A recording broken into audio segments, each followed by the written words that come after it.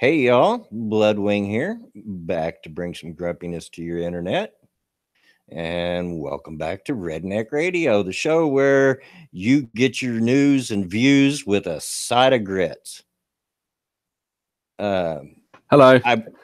Hello, are you back already? I'm back. Yeah. Sorry about that. Yeah, Bear had a little bit of a kid emergency there at the start of the stream. I like to start on time. I'm very anal about being on time with things and early, so but he made it back. I made it back. I only took a minute. Yeah.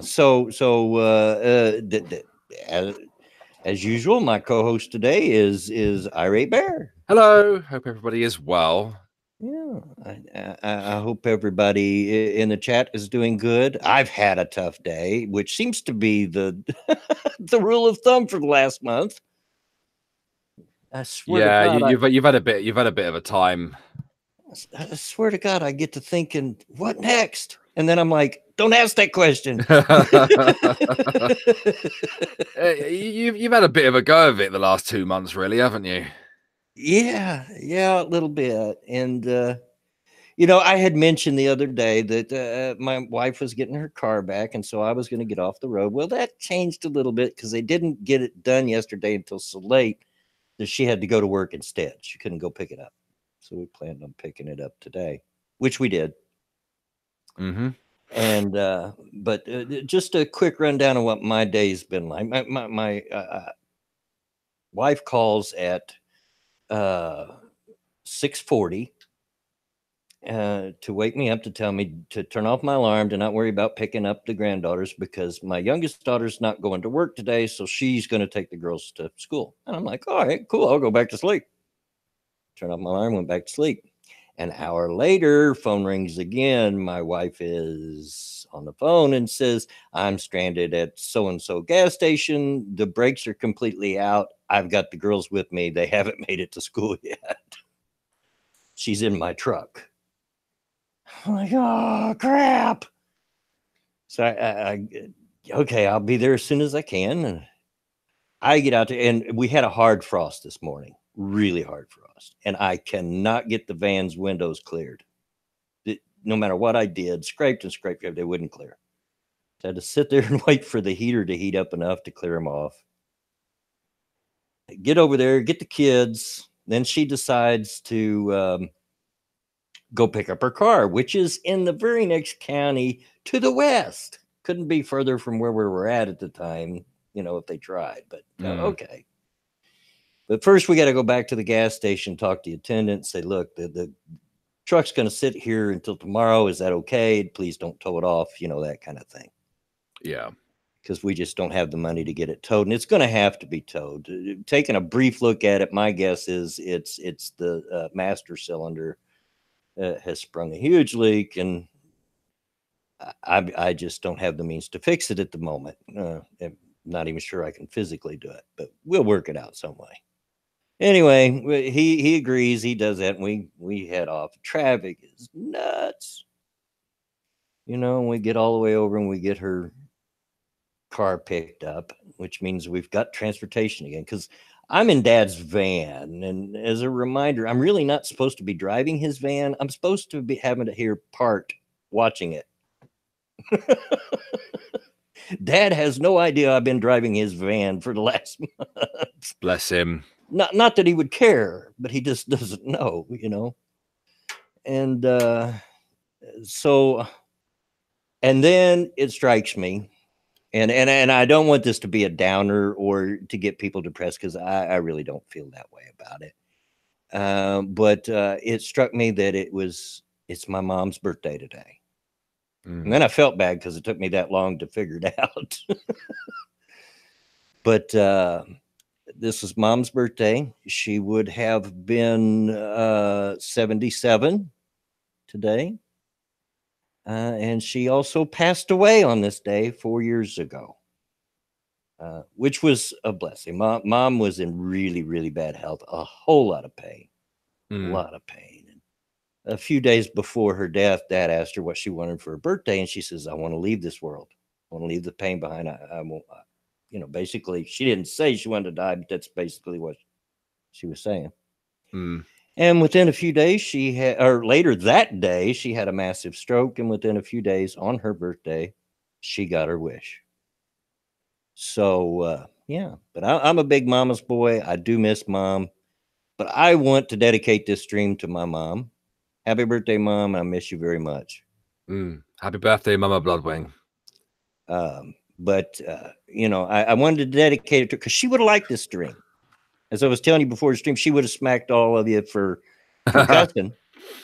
Up to the day she died, if I even said the words crap or fart, she'd smack me in the. I'm 50-something years old, and she's smacking him back of the head because I slipped and said fart. It's like, sorry, mom. Yeah, I take my looks from dad, but my personality is definitely all mom. And she would have liked this stream. Would have been right in there on all the subjects that we cover and agreeing with us. So. Yeah, mom, this one's dedicated to you. Aye, here. How many years has it been, Blood? Since she passed, 4 years. Wow, it's the same amount of time since I lost my dad as well. That's weird. Yeah, 4 years now. We always figured we're shocked that dad's still around because they were one of those couples that it's hard to tell where one ends up off and the other one begins. You know what I mean? They were just that close. And often with couples like that, when one passes, the other one passes away within a short period. But he's hung in there. I think he's stubborn and he's just bound and determined to make 80. He'll be 80 this May. That's about all he talks about. Reaching the big 80. Yeah, I want to be 80. But in the meantime, I have a donation. And I had a couple of donations from earlier that I wanted to cover. I hadn't forgot them. I just hadn't got to it just yet. But I know Cryptic just sent one, but I didn't get to read it. All right. Here's one from yesterday while I was doing the Ghost Poo podcast. I didn't have my Streamlabs on, so I didn't catch it then. Irate Annalise, thank you for the donation. I am Sofa King. We tall did. Not sure I understand that, but okay, thank you.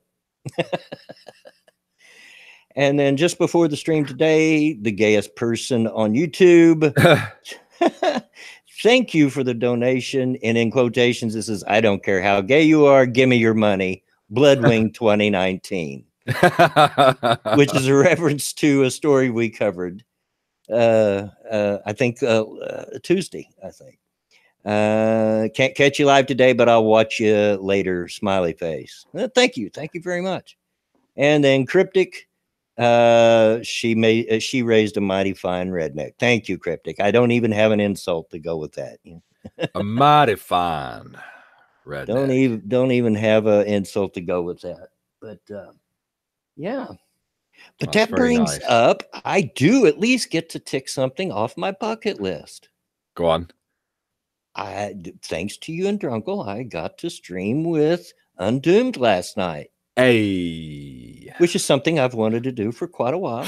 I've got to stream with a few of my YouTube heroes, if you will, people that were responsible for inspiring me to do this. And Undoomed was one that I hadn't got to do.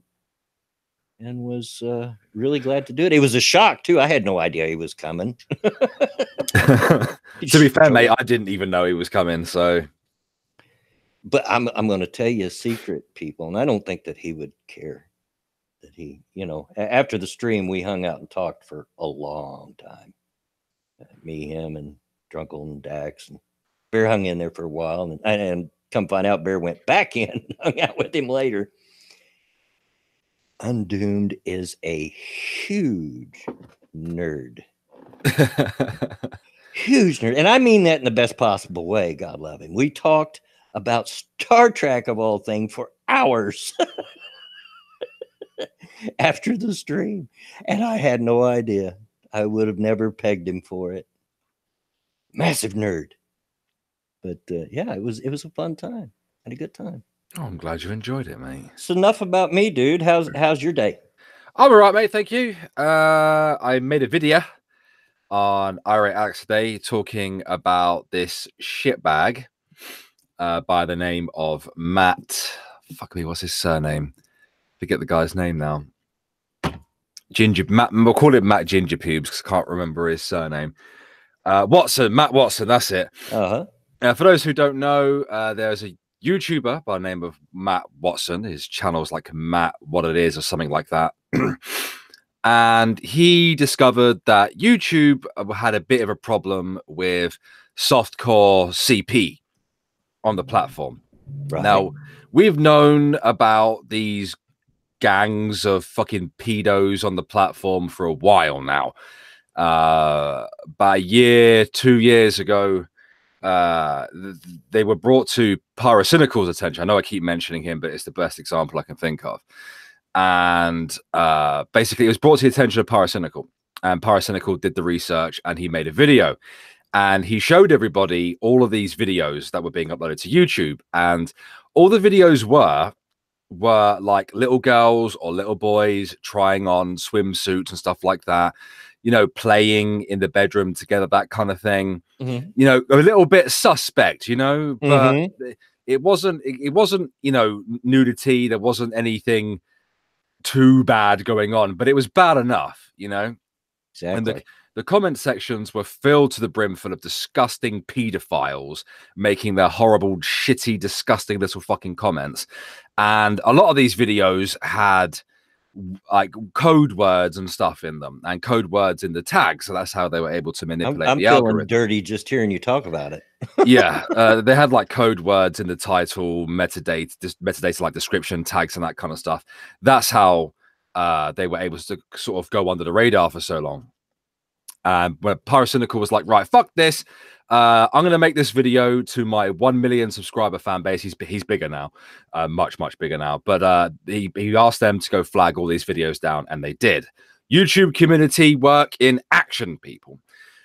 But recently, this guy, Matt Watson, discovered another situation here on YouTube in which the same kind of content was being uploaded, and there were various keywords being used. And guys, if you ever come across videos that have the words bikini haul in them, flag them, right? Because if you click on one of them, you'll get nothing but those videos in your recommended from that point onward. And if you go look at the comment section, lo and behold, full of disgusting pedophiles that need to have their dicks chopped off, right? And he brought attention to this, and these videos were not only being watched en masse by children as well as pedophiles. You know, children would have been able to see the comment sections as well. So they would have seen these just horrifying comments from these cretins. Fuck me, I've lost my train of thought now. Sorry. So I'm just getting really mad. But anyway, he exposed this, right? And a lot of these videos are being downloaded by the pedos, and they were being re-uploaded as well. So but he brought this to YouTube's attention. Keemstar saw the video and was like, right, I've got a direct line to YouTube. I'm going to tell YouTube. And he told YouTube, and YouTube was like, right, we're going to do something about that. We're going to do something about it. And they started doing something about it. And you know how YouTube is. YouTube is a massive platform. You know, what is it? 500 hours worth of content gets uploaded every minute or something to YouTube. It's ridiculous. No amount of algorithms is going to prevent this kind of content from going under the radar. That's why it's up to the YouTube community as a whole to find this kind of stuff, flag it, and bring it to the attention of YouTube. Right. Now, it would have ended there if this guy clearly wasn't in it for the clout, right? Because he raised the issue, it got to YouTube. I don't think you could have asked for a better outcome, in my humble opinion. Right. But he had to carry on. So instead of just leaving it there, he decided to ask his followers, subscribers, and whatnot, because this did help his channel grow a little bit, to go spam his video at the advertisers. You know, we've only just pretty much got over the last apocalypse, right? Right. And because of this, advertisers have started pulling out again. We've already lost Epic Games. We've lost Nestle. We've lost a couple of other ones as well, right? And this guy just won't stop there. And he's been called out for it by Keemstar. Like Keemstar went on a stream with him, tried to convince him that what he was doing was like he didn't need to go that far because YouTube has seen what's going on and is taking action. Right.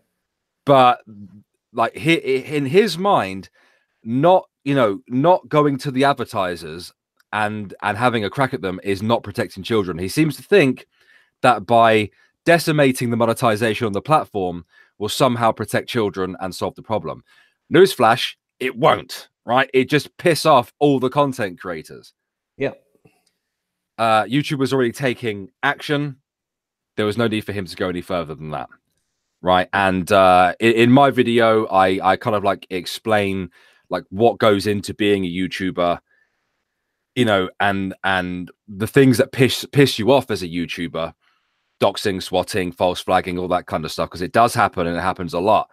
And that we don't need people like him, he's not even really a moral busybody with the way he's going about this. He's clearly in it for the clout, in my opinion. And the thing is, he was also exposed, Bloodwing. Yeah. He was exposed for making extremely suspect content, including asking what looked like an underage schoolgirl if she wanted to be in an adult film with him in one of his videos. Okay. Yeah. The guy is an absolute friggin' douche nozzle, and he has been called out. And in if you go look at my video after the stream, guys, in the description, there's a link to a guy called Tipster Gaming, and Tipster Gaming or Tipster went several steps further and shows you what kind of content this guy's been making, and it's messed up. Yeah. It's really disturbing, and the guy's a prick. Real quick, donation. Thank you, tall person, for the donation. Heading to work, so I can't watch live. Have a good day, and see you when I rewatch this. Thanks for popping in and saying something, and for the donation, dude. Appreciate it. Sorry, that went up a bit of a tangent. No, you're fine. It sounds like the dude needs a good smacking upside the head. Yeah, he does. He really does. But this is what I think ought to happen with pedophiles. This is my cure for pedophiles. I think if a person is caught being a pedophile, they ought to be stripped naked, walked out in the middle of the woods, have their nuts nailed to a stump, handed a rusty razor blade, and then catch the stump on fire and leave. There you go. Yeah, there you go. I have, trust me, guys, and I know people talk big and everything it's easy to be an internet tough guy, but I ever catch one of them, and I have had in my personal life had some dealings with a pedophile, not against me, but I've run across them. So I can tell you, if I catch one messing around one of my grandkids, I'm going to prison, and I'm going with a smile on my face. Rightly so as well. Yeah. So, yeah.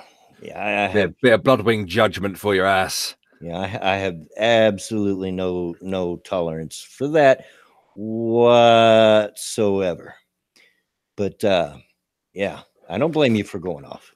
I don't blame you. It's just really irritating, The people are calling this the second apocalypse. It's kind of the third or fourth, to be honest. Yeah, there's been a few, guys. They just happen in such quick succession, some of them, that we lose sight of the fact that there really was a pause between them. Yeah, I wouldn't say this is 2.0. This is more like 4.0, if I'm honest. Yeah. And in fact, it's being caused by one man. Honestly, at this point, I mean, little guys like me and you, this really isn't going to affect us that much, because, come on, what do we make out of ad revenue? Not a lot, really. Maybe enough to buy a pack of gum. With Irate Bear, I mean, the channel's grown a bit now. The views are doing a bit better, but by the time it gets monetized, like, everyone's finished watching it. Yeah, I was very lucky with the Russell Howard video. Yeah. Very, very lucky. I won the algorithm lottery with that one, Bloodwing. Before the first apocalypse, I had been on the air nearly a year and made a whole $35 in ad revenue. $35. And that $35 is still in there because they took away my monetization that I had fairly earned.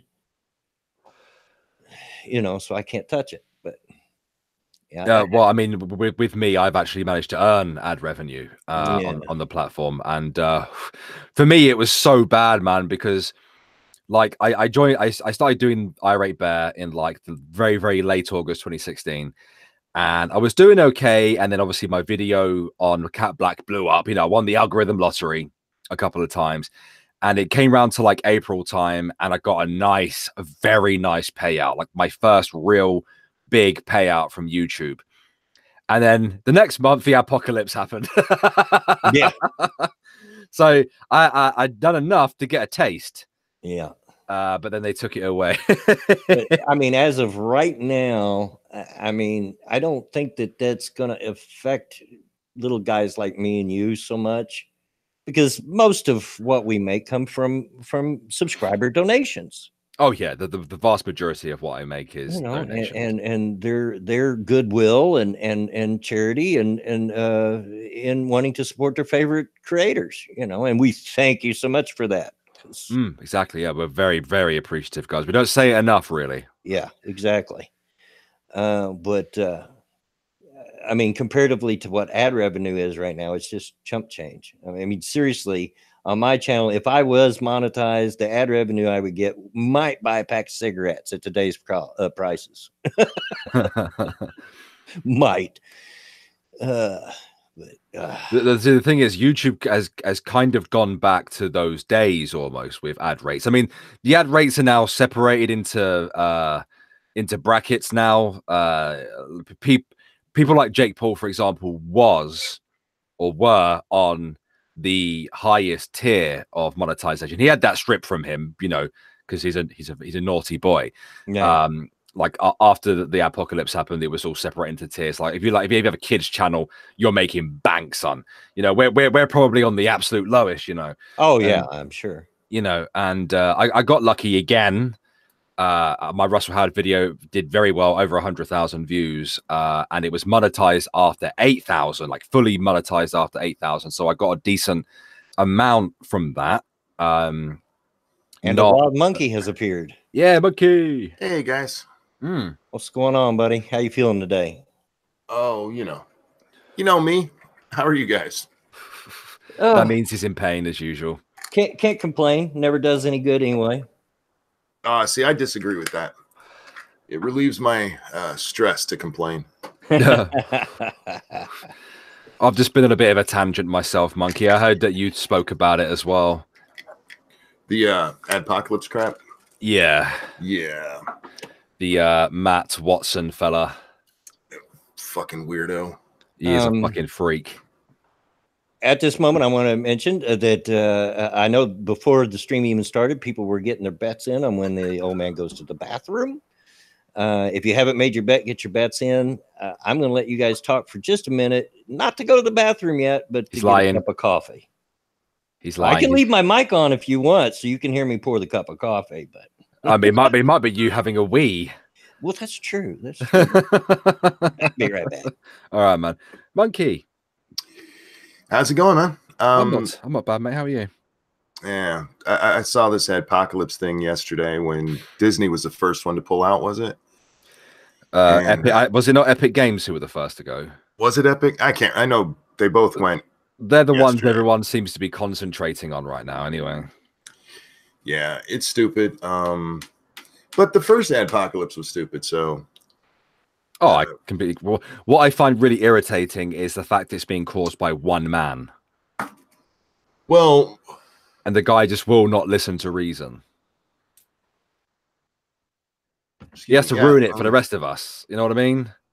Well, he doesn't care. He's not making anything off YouTube, so no, he's not making a penny. But what he is getting is clout and attention, which is what he wants. And you know what? That's.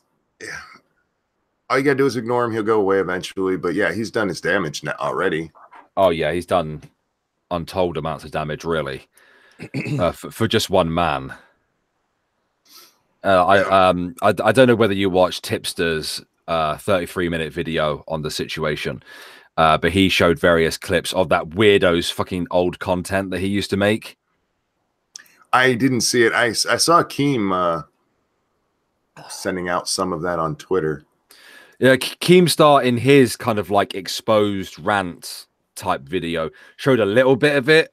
He didn't show any real more other than the guys trying to solicit people to be an adult movie, including the schoolgirl. Tipster went a little bit further and showed some of the other content this guy had created, and he'd also showed the live stream where Keemstar went on to speak to him. And the guy's logic just, it blows my freaking mind. I don't. Well, no, I know why he's doing it, because he thinks it will pay off in the end for him. Yeah. He thinks if he gets the clout and the attention now, it will pay off later for him. But his logic is retarded. He'll be the one to clean up YouTube, don't you know? Right. Was he Look, like a brand new algorithm? There's always going to be problems on YouTube. There's always going to be people who sneak in and do shit they shouldn't do. And what YouTube needs to do when that happens is stop them, which they've been doing. When you have a massive platform like YouTube, there are going to be morons that come in with content that shouldn't be on the internet and try to slip it in. And like you said, what needs to happen is YouTube just needs to be quick on slapping that stuff down.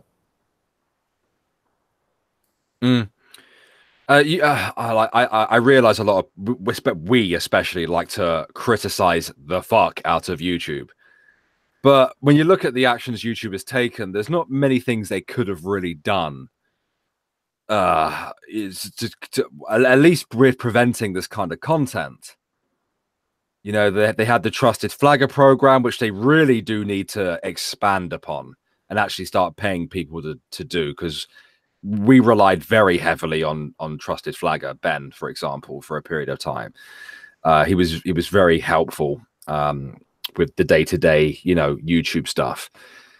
I mean, they did the thing with the monetization where they changed it to, if you want monetization, you have to have 1,000 subs and 4,000 hours worth of watch time, and that I would definitely say that helps with like those Indian channels where they was just straight up jacking people's videos, even mine and yours, Monkey. And they were uploading it and trying to, get a quick buck off doing it like that. It disincentivized people from doing that kind of thing. And it certainly would have helped with at least some of these messed up videos that have been uploaded. But oh, excuse me. You can only do so much with algorithms. Yeah, because the only way to make sure none of this stuff ever gets out there is to check every fucking thing that's uploaded before it goes up. Yeah. And there's just not enough people to do that. YouTube's barely profitable now that they've started with super chats. But no, with this guy, you're right. He just wants attention for himself. That's all he cared about. Yeah. He doesn't give a fuck about this platform or the problems with it. He can go fuck himself. Yeah. The guy's logic. Yeah, we'll just demonetize the platform. We'll fuck over thousands of content creators, and that will somehow protect children. Shut up. Does he really think that pedophiles care about monetization? They're not in it for the money they're gonna get out of it. They're out of it for their cheap thrills that their sick mind gets. Yeah, exactly. Well, part of the stuff he's talking about isn't even pedophiles uploading content. It's them responding on content. Well, and downloading it and re-upping it, which is what they have actually been doing as well, Monkey. Yeah, that's they're probably not making anything from it, but yeah, the problem, I mean, is that one of the problems that he has said is that they comment on these videos by like little girls in bathing suits. Oh yeah. And these are videos that are also being watched by hundreds of thousands of kids as well. Yeah, the pedophile commenting on that makes nothing from a comment. Nothing. There's not even a way to make money from commenting. Nope. Yeah, he doesn't give a fuck about about monetization or anything. He's just being a dick, trying to make a name for himself because, oh, I found something scandalous. No, you didn't find something scandalous. I mean, it's been around for a while. They've been working on it. Shut up. Yeah, the guy's a fucking idiot. And I see my son stood at the door again. Just bear with me. Yeah. Bear with the bear. Bear with the bear. You should barely bear it. Hashtag is YouTube wake up. Isn't that? Oh, look, he woke as fuck, y'all. This is the retard version of woke as fuck. Yep. Oh man. Exactly. And look, when you're the retard version of woke as fuck, you have real problems. Because that's like retard squared. Right. It's like you know, can you imagine what it would be feel to be like the man that lost to AOC in the political race? Yeah, right. You're really stupid. Woke as a duck. That's right. Yeah, fucking idiot. And I saw people arguing with Boogie about this just a little while ago. Oh yeah.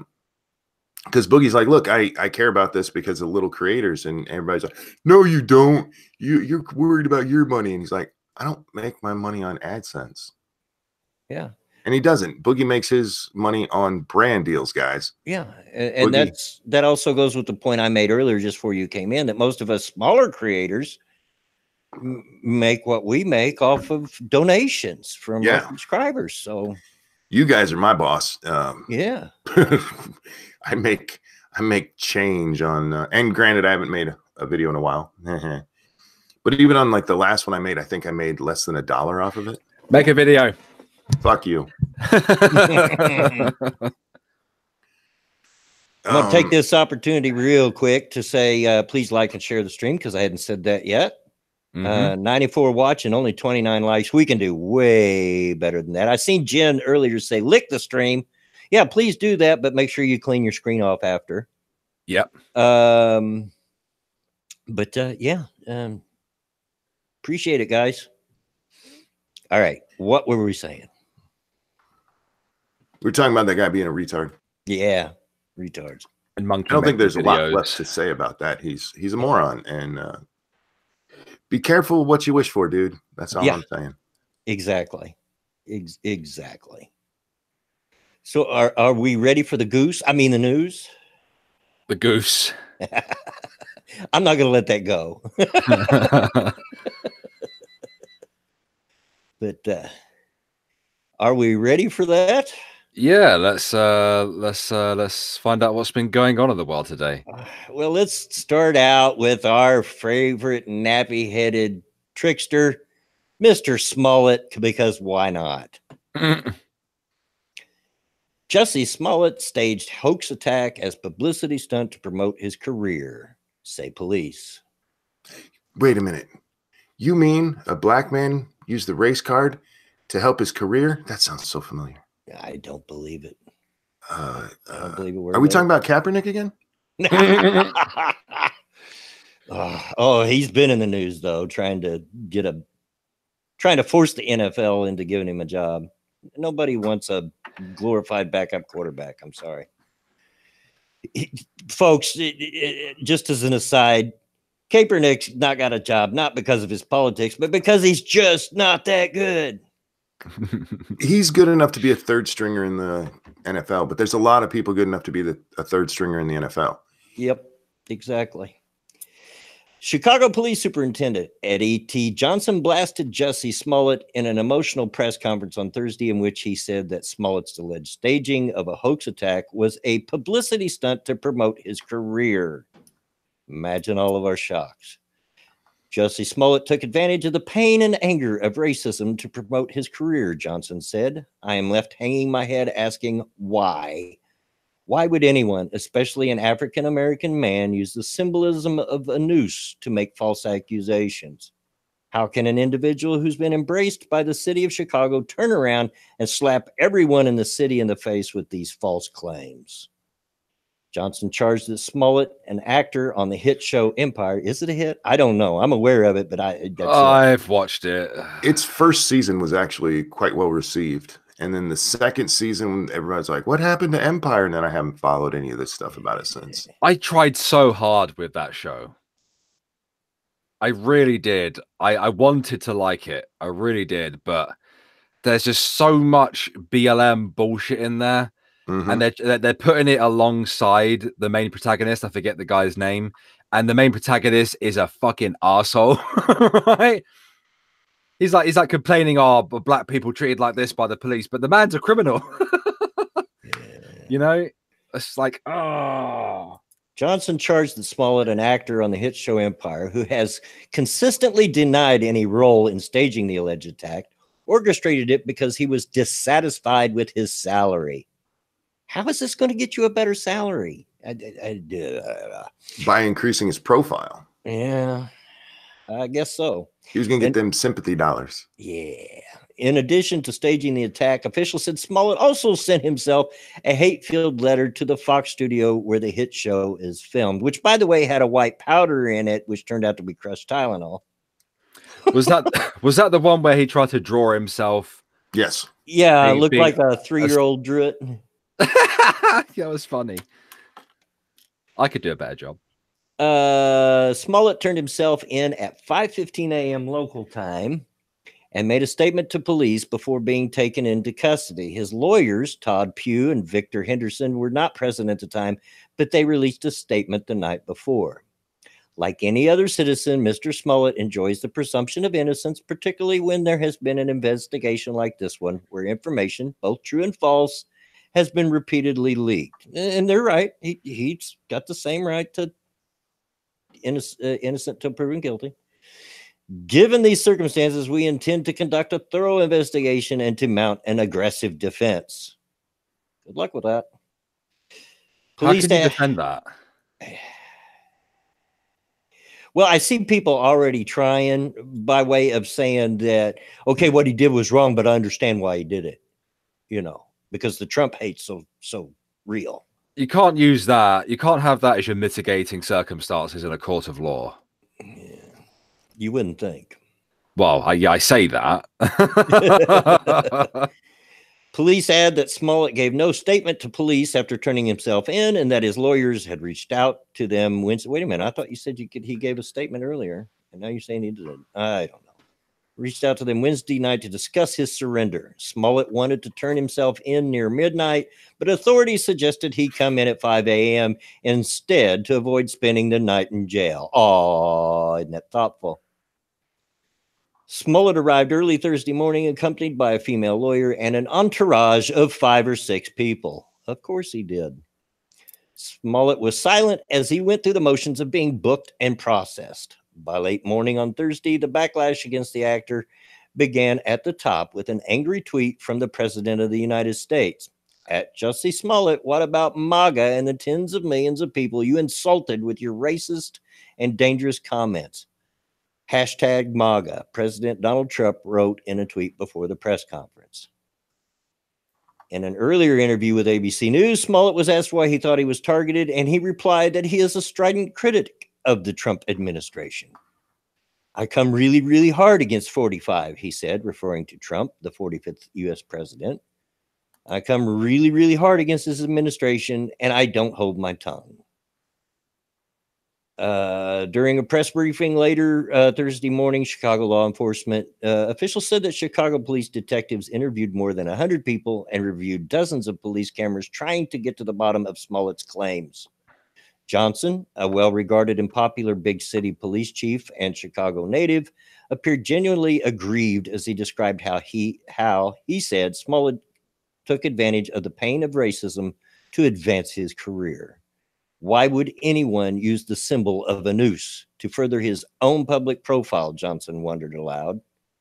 I'm offended by what happened, and I'm angry, Johnson continued. This publicity stunt was a scar that Chicago didn't own and certainly didn't deserve. Johnson, who oversees one of the nation's largest police departments in one of the most violent cities, seemed disheartened by all the attention paid to the Smollett affair. The accusation within this phony attack received national attention for weeks, Johnson told reporters during a press conference. Celebrities, news commentators, and even presidential candidates weighed in on something that was choreographed by an actor. Yeah, I saw Brie Larson come to his defense on Twitter as well. Yeah. When you get the opportunity, he said, with a mixture of derision and frustration, the shooting victims and their families, give them the same amount of attention. Because we all know Chicago has a problem with the death rate. Yeah. After the press briefing, 20th Century Fox, a station that airs Empire, released a statement which read, we understand the seriousness of this matter and we respect the legal process. We are evaluating the situation and we are considering our options, which is lawyer speak for saying we're acting fast to cover our butts. Smollett told police he was attacked by 2 masked men near his apartment in Chicago. The 2 men Smollett initially said shouted racist and homophobic slurs at him as the rope was wrapped around his neck and a chemical compound was poured on him. The alleged assailants yelled MAGA country, a reference to President Donald Trump's Make America Great Again slogan, police were told. In an interview with Good Morning America anchor Robin Roberts, Smollett said he was heartbroken when he found out that people questioned his story. Yeah, how heartbroken are you now that it's all coming out that it's lies? Did you see him on that interview? He fucking cried. Oh, Jesus. He cried. And he just wanted people to know you could fight back. Well, he got beat down, but they ran away from him, don't you know? We know one thing now. He's a good actor. It was so fake looking. Looked like he'd poked himself in the eyes to cry. He might have. This entire thing is fucking pathetic, man. It really is. It is. Trying to make yourself. He might have snorted some of that Tylenol, to get the tears out. I don't know. He's fucking dick, man. Asked why he would leave the rope draped around his neck until police arrived because he wanted them to see, he said. I was looking at myself, just like checking myself out, he told Roberts. I saw the bruise on my neck, like the rope burn around my neck. So when the police came, I kept the clothes on. I kept the rope on me. I mean, it wasn't like wrapped around, but yeah, it was around because I wanted them to see. He held on to that Subway sandwich too. Must really love it. Yeah. Enjoys a good Subway, Must have been steak and cheese. Asked really? ABC News asked why he waited until the second interview to tell police that the assailants yelled MAGA country at him during the attack. Smollett seemed to take offense at the insinuation. For me, the main thing was the idea that I somehow switched up my story, and that somehow maybe I added a little extra trinket, of the MAGA thing, Smollett said on ABC News. I don't need to add anything like that. Why did you? Because it's all fake.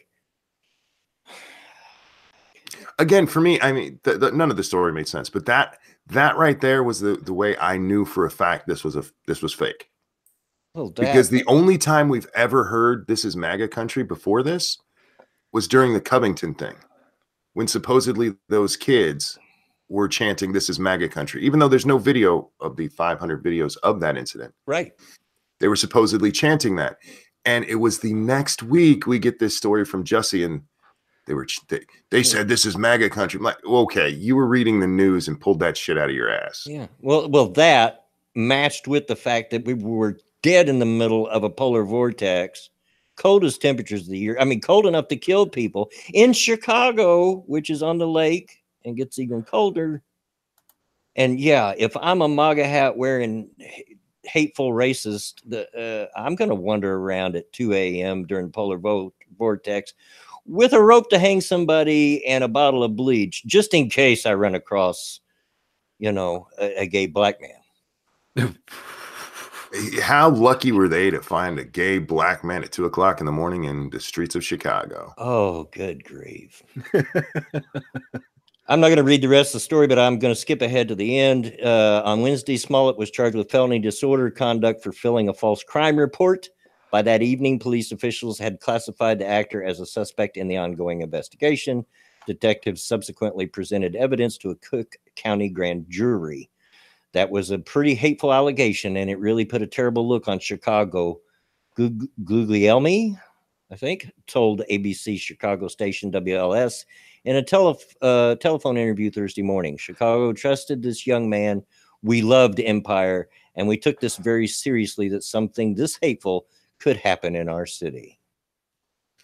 It's still hateful. Yeah. It's just still not racist. the way they ended it. Yeah. He paid 2 men to beat up a black homosexual. That's still a hate crime. I think Chicago actually comes out looking pretty good, especially the Chicago Police Department. Oh, yeah. The turnaround on this was really quick. Yeah, and they get it. Let's be honest. Chicago police get a lot of grief. They do. They get a lot of grief. They did a good job in this case. The nation looks really bad, especially our press and let's see, all of our Democrat candidates for president, Hollywood. Yeah, there's a whole lot of people that look bad. I don't think Chicago's the one that looks bad here. Yeah. Yeah. But I understand them taking personal offense to it. You know, I do. And just to be clear, I didn't show the picture. If it matters, that police chief is black, by the way. He's blacker than my background of this hangout. You betcha. HMS Midnight. Thank you, Eric Peters, who said a while back, I like Bloodwing's voice. I don't, but thank you. You know, it's kind of creepy how much you sound like Walter. He is my spirit animal. My wife and kids tell me constantly, Dad, you are so Walter. I'll take that. I'll take it. And if you don't know what Walter we're talking about, we're talking about Jeff Dunham's puppet, you know, the old man puppet. So Walter. But yeah, that's see you later, Kyler. Yep, see you, Kyler. That's the latest on Mr. Smollett. Thank goodness that it's going this far. You know, I don't know how this is going to turn out. I don't know whether to convict him. They must have something because they presented it to a grand jury, and the grand jury said, yeah, you can bring him in. Oh, yeah, of course they do. They have the video of the guys buying the masks, the red hat, because they couldn't actually get a MAGA hat. Yeah. There's video of them buying that stuff. They also are going to have the phone records of Jussie saying, okay, come beat my ass now. Yeah. If you guys remember, he released his phone records because there was, see, again, if you're going to lie, keep it vague. Yep. Because he told so many lies that got him in trouble. One of them was that he was on his phone with his manager at the time this happened, and his manager heard it. Well, that made the police go, can we see your phone? They just wanted to verify his story. Yeah. And he was like, no. And so he ended up giving them records of who he talked to. Very redacted, though. And the weird part of that was redacted right around the time of the crime. And you also have to realize Chicago, there are cameras all over the fucking place. Oh, yeah. And according to reports of what the two brothers have said, and these are uncorroborated guys, but Jussie picked the location because he knew there was a camera there. The problem is he didn't know which way the camera was pointing because it's in one of those domes like you see it like Walmart and stuff. So you know there's a camera there. You don't know where it's pointing though. Right. And it wasn't pointed the right way. So the attack itself was completely missed. However, there are cameras all around where, you know, like they saw these two guys running away. We saw that the pictures, you know, when this first happened. These are some people that are wanted in the case, right? And they turned out to be a couple of homeless guys. Well, there's other video all around that they put two and two together, found these guys, and went to their apartment. They've seen their phone records, so they know what the fuck's up. Yeah, and Irish Rose brings up a point which I was going to bring up when I could. They have a $3,500 check made out to these brothers from Smollett. Well, that's not necessarily to beat his ass. No, Smollett's but it doesn't look good. His only choice right now is to be like, these guys worked for me and they found me and beat me up. Yeah. That money's for the spit roasting.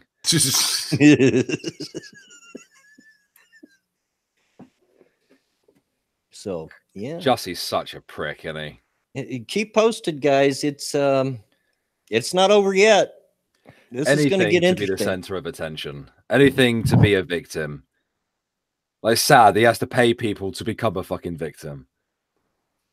And a massive gotcha attempt at the Trump administration. Well, I saw an article in Washington Post today where even if the Smollett thing is real or is fake, it's the climate in America, Trump's America, that made it believable. Like, it wasn't believable from the start, you stupid shit. Did you pay attention to the story? or did you just hear black man hurt? Yeah, and pictures, or it didn't happen. I mean, I hear all these accusations of how terrible Trump's America is and how racist it is, and I've yet to see it proven. It isn't. They point to the only thing they can point to is Charlottesville, and that's the one they fall back on all the time. Yeah, but then it's the okay. only Give me another example they have. Well, Scribe read a story last night where the guy said, "There's been countless examples, and I could give you some, but I won't." And I'm like, "Cause you can't." Yeah, and there's one other example, and get this, of a girl that was supposedly attacked by right wingers, and they or no, by left wingers. You know, because they're trying to hold it. Well, the right wing pulls this kind of stuff too, and they carved a B in her forehead for Barack Obama. But it was later found out that she lied, of course. Guess what? It's from 2008. Oh, it's sad, isn't it? It's so sad. They just can't get Trump on anything, can they? And I'm not saying there aren't some right wingers out there are crazy enough to pull some kind of crap like this. Of course there are. There's crazy people everywhere. But that's not what we're getting. Well, there's a small newspaper run by some Republican down in Alabama that nobody's ever read ever, and it's been all over the news the last couple of days because he said the Klan should ride again. Yeah, we covered that Tuesday. Yeah, and if you look this guy up, nobody's ever heard of him ever, but they got this one crazy racist, and okay, you got one. Okay. Was he in Chicago that night? No. Then why'd you believe any of this? Shut up. Yeah. If you try hard enough, you're going to find someone here or somewhere there that kind of matches what they want. But let's be honest. This is 2019. We're not even 2 months into 2019. And we've had at least two major events, Jussie Smollett and Covington, where they've tried to throw blame at the MAGA crowd, and it hasn't held up to scrutiny. Yeah, and it shouldn't have held up. It shouldn't even have been a story in the first place, the Covington one. But they want to admit, and you know what? That writer from the Washington Post is right when they said that Trump's America made this possible. But it's not Trump's fault. It's the lunatics who hate Trump so much they will believe anything. Yeah. So I mean, they're kind of right, but just wrong in how they said it. Trump derangement syndrome. Exactly. Every damn time. Every fucking time. What is her name? Joy on The View. Oh God, I can't stand her. But anyway, she at least told the truth on one interview a few weeks ago, where she was asked the question, why would we jump on a story like Covington, be so ready to jump on it so quick? And she blurts out, because we hate Trump so much. Well, at least you're being honest. The only thing is you're not self-aware enough to fix that. So sad. It really is. I mean, I'm not American. I don't live in America, but as far as I'm aware, there's no concentration camps. No. People aren't being experimented on, are they, by any chance? No, I didn't think so. There's no shock therapy for the gay people. There's no slavery for the blacks. As far as I'm aware, the African Americans are doing extremely well under the Trump administration. Same with Hispanics as well. Gender fluid people aren't being gathered into concentration camps and executed in the gas chambers. As much as we'd like to see that. Is he joking?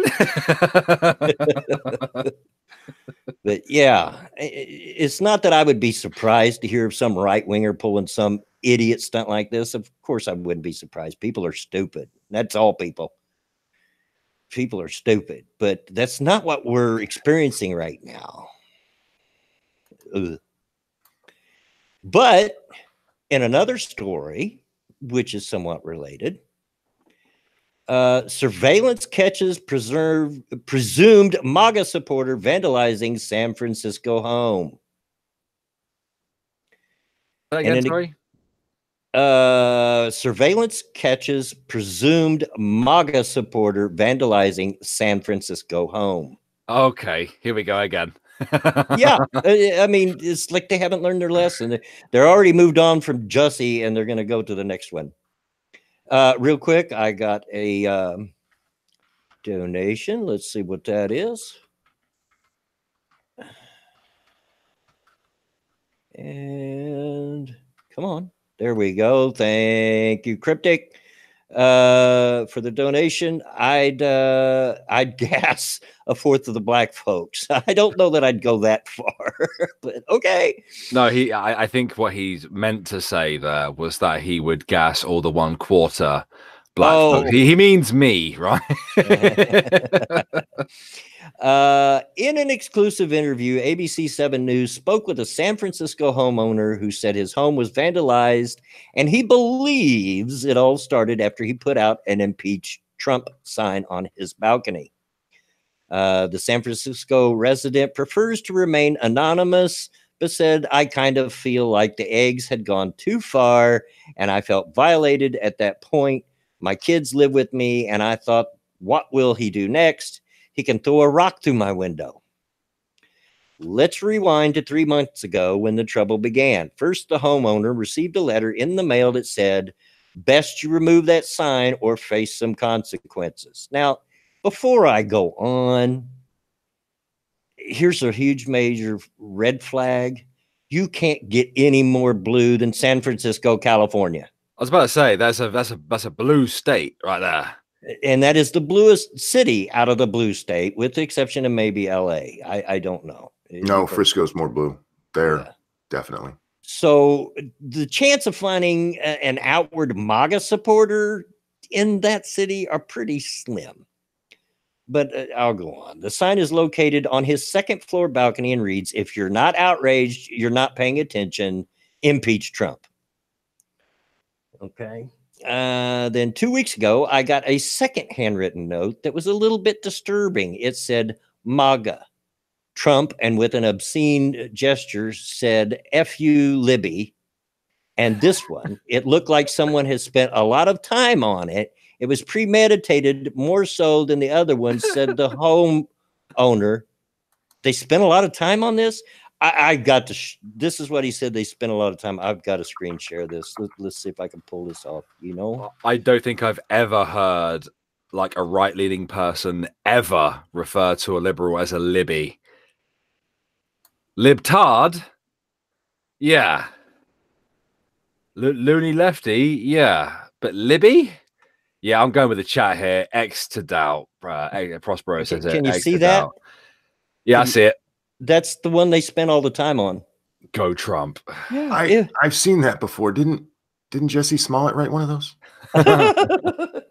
Yeah, that looks like it. It had a lot of time spent on that, like a whole 2 minutes. Jussie Smollett's would have been done with crayon, monkey. Oh well, that could be crayon. It's pencil, mate. Shh, let it happen. I'm not going to let it happen. The homeowner decided to post a photo of the suspect on the app next door, hoping that someone would identify him. What he actually found were allies. And there's a supposed picture of the person who's not wearing a MAGA hat, by the way, so they're making assumptions. I always appreciate his sign. I just live across the street, and I'm fully supportive of his sign. I think it's a matter of protecting free speech rights. Yeah, you all are about free speech as long as it's what you Your want to say. speech. Yeah. Yeah. Said Sarah Warner. Warner is not only supporting her neighbor with words, but she has also decided to buy political signs of her own. Now, if he has 5 signs, he's going to be too busy.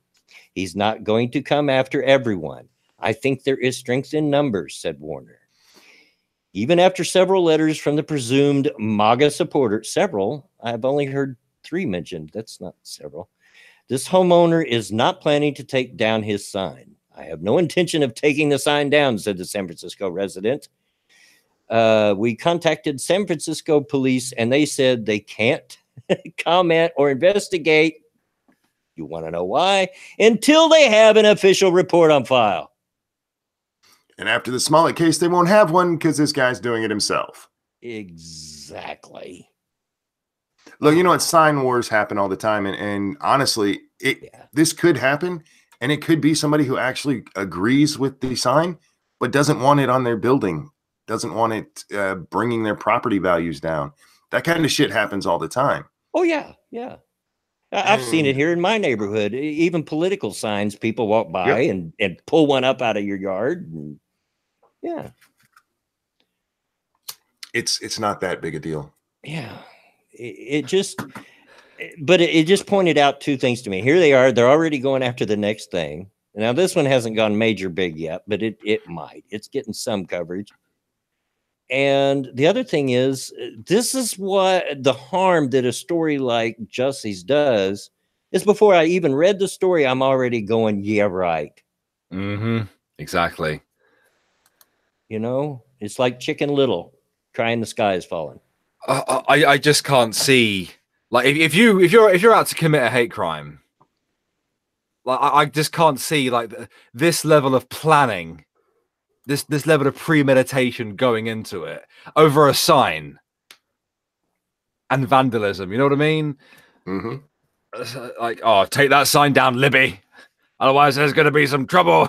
If there's a real MAGA supporting person in San Francisco, California, he's the one that needs to be watching over his shoulder. Yeah. Well, think about the beginning of this article. He's worried that, you know, his kids live there. Didn't he say that? Yeah. And there could be rocks. If you were actually that worried that something bad could happen to you or your family, would you not report it to the police? Exactly. Call the cops.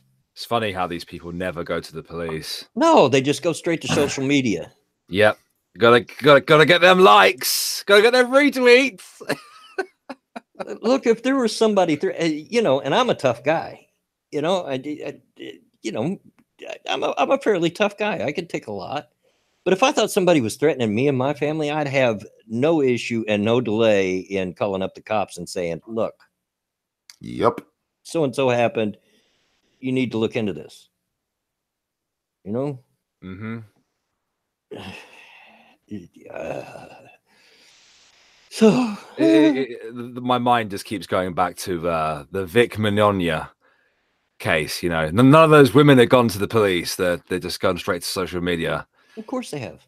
Got to get those sympathy bucks. You know what I'm saying? It's the same shit over and over again. Just like a different scenario. It's just like all these accusations that we have in America of, well, you know, women still don't get equal rights and blacks still don't get equal rights and they're denied jobs and this, that, and the other. Okay, proof. Show me proof. Show me a company that you can prove has denied them a job or equal opportunity, and I'll show you a case where you should have took it to the authorities because there are already laws in place. Sad. But no. Let's go to social media and cry about it. Yeah, it's sad, isn't it? Social media was a mistake. Yeah. Eric Peters says, Bloodwing, you need more cats. Sorry, dude. I'm not really a cat person. Can't have them because my wife's allergic. Can't have them. More fake hate crime bullshit. I don't believe them. No, well, no, and that last sentence was the biggest thing right there, you know. And when it says that he hadn't even reported it to the police department yet. Of course, you know, the police is the reporters with the police department. They're probably like, I don't know what you're talking about. It hadn't been reported, so we can't do anything. Faithless in the chat there. Where can I find his GoFundMe? Yeah, I know, right? So, you know, the other day I was on here, and after that night on Lords of the Night, somebody asked me, why are we so quiet on Bloodwing's show? While we do these things, I'm often doing other things like looking for other stories or trolling Twitter. And yeah, there's just a few moments ago, maybe an hour ago now, Kamala Harris was leaving a restaurant, and there were a bunch of reporters there who asked her, you know, her opinion of the Smollett case. And she didn't say nothing. Didn't say a word, just kept walking. Now, the funny part is she was dining with Al Sharpton. Oh, Lord. For those of you guys who don't know how Al Sharpton became famous, Tawana Brawley Yep. made up a fake hate crime. Mm-hmm. And Al Sharpton became her spokesperson. And he pushed a major fake. Now, Tawana still claims it's true, even though the whole fucking world knows it's fake. Didn't she claim that she was raped by several police officers? Yes. And they even wrote racial epithets on her body and stuff. Yeah, yeah. But to see her hugging him as she's ignoring questions about a fake hate crime just made my fucking day. Yeah. It's like...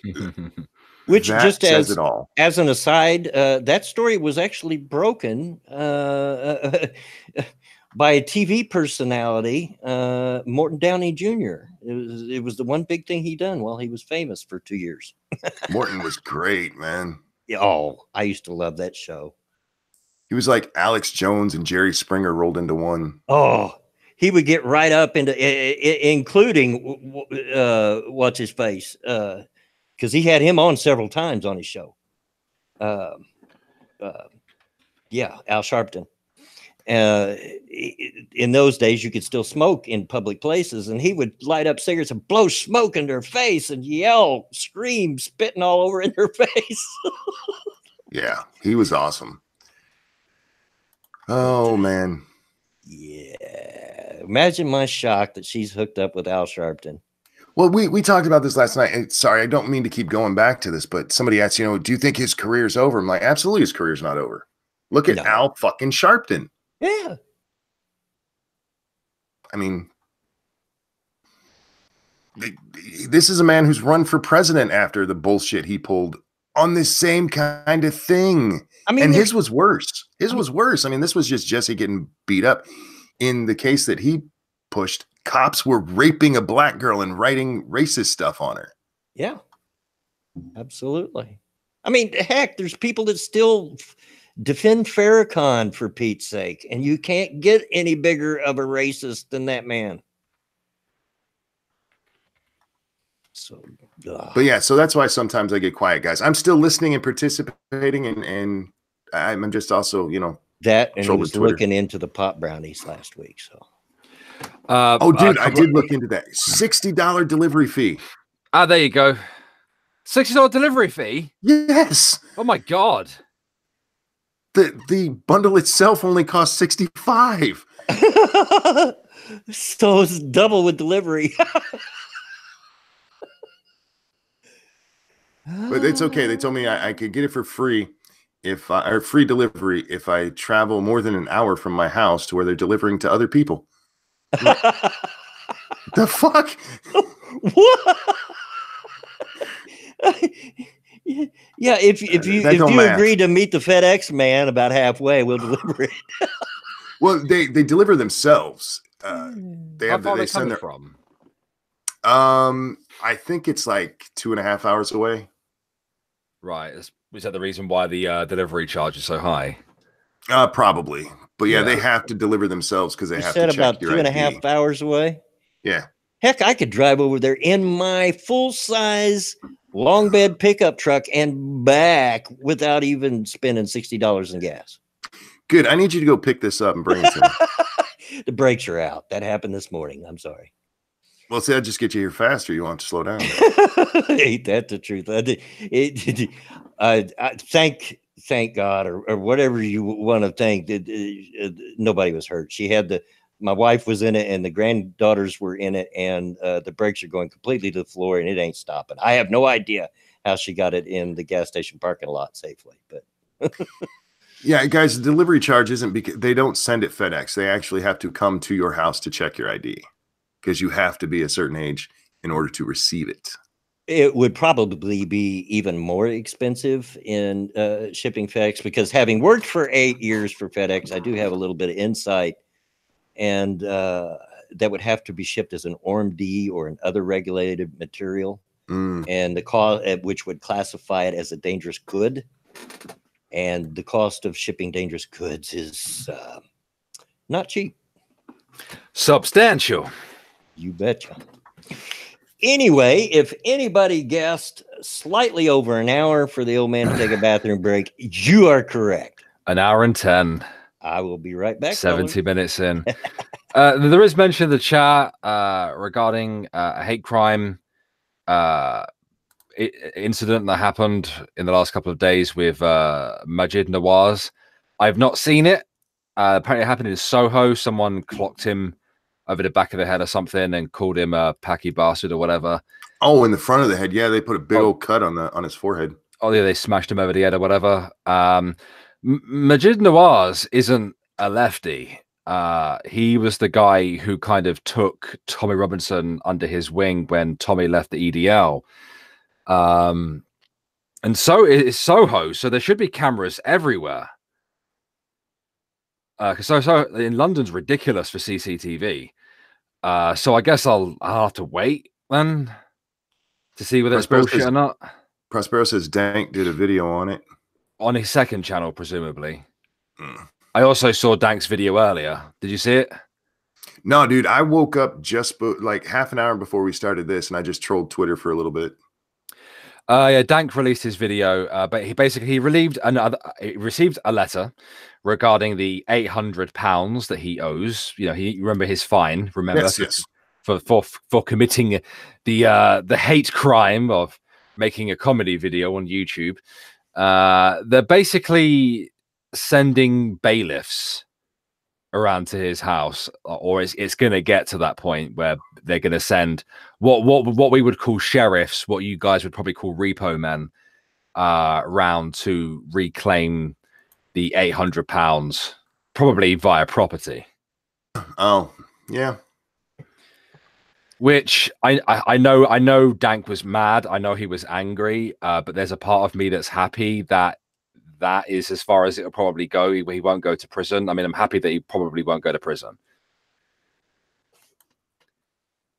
Obviously, I'm like not happy the fact that they're still trying to recover the money for fuck all. You know, all he did was make a funny video about a pug. You know, turning his girlfriend's cute little dog into the worst thing he could think of, which is of course a Nazi. And they fucked him. They fucked him for life. You know. Yeah. They ruined the man's life. You know, he's now unemployable. He pretty much has to work for himself. He has no other choice. You know, he's been in and out of cells and stuff. He's been to court. The amount of stress that would have been put on him and his family and poor Sue, you know, it's fucking awful. It's fucking awful. And he shouldn't have to pay a penny just for making a funny viral video. And I fucking hate my country. Every time I hear about it, it makes me hate my country even more. Like, you know how hard it is being a civic nationalist, right? In this fucking country. And a patriot. But yeah, it's fucked up. It's fucked up. And not just that as well, man, but YouTube has obviously fucked him recently. They've put all of his videos in the yellow symbol of doom. Oh, yes. I'm very, very familiar with it. The demonetized, limited or no ads. It's not limited state, not to be confused with limited state. Limited or no ads, meaning that he might get some ads, but he most likely won't. Right. So like he has to pretty much now rely on sponsorships, which I do know that he managed to get a sponsor from a VPN, super chat. I don't know if he does Patreon. I'm sure he does. Yes, I agree, James. Fucking revolution.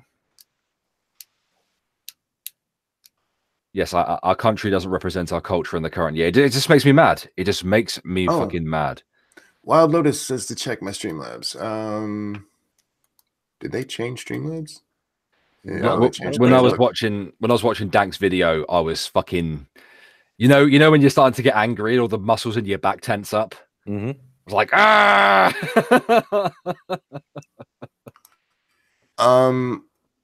Weird Lotus. I don't see anything on my Streamlabs.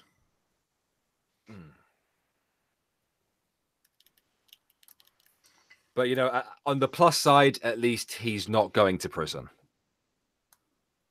Yeah, well, or it seems that way anyway. Yeah, it's not much of a consolation prize, you know, having bailiffs come run to your house, which is probably going to happen because you know Dank's pushing it, and rightly so. But they're probably going to come round to his house and take some of his stuff, like £800 worth of his property to recover it. And I think that's what will happen. I don't think he'll go to prison. I hope he doesn't go to prison. But that's you know what I'm trying to say. You know what I'm trying to say.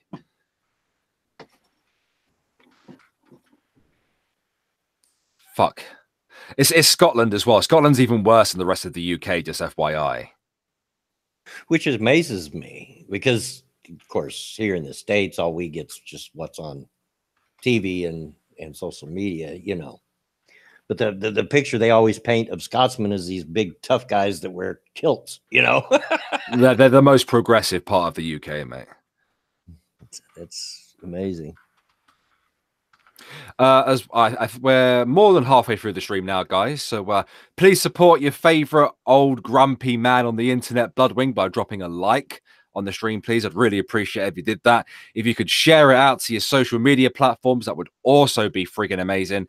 And of course, if you'd like to help the old man out with his bills, I mean, the Bloodwing certainly had a tough one of it. You can, of course, donate via Streamlabs, link in the description, or via Patreon as well, or link also in the description. Cheers, guys. Yep.